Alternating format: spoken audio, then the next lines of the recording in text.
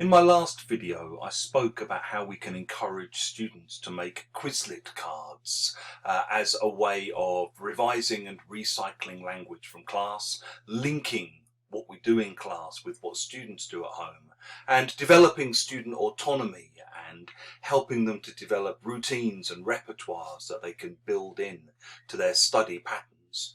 Today, I'm going to suggest another way that we can do this, and that's to do with utilizing very easily available digital technology in a very simple way.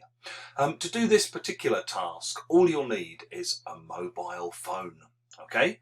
Most mobile phones have some kind of sound recording device. I've got an iPhone here, and I basically have a little section called voice memos where I can just record myself.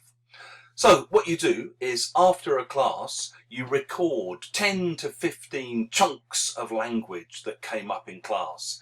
It might be things like dominate the election campaign, a very affluent area, come across as confident.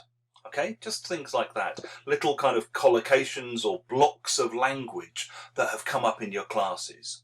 You then record them at natural speed, saying them as you would normally say them outside of the classroom, in your own English, in your own accent, okay?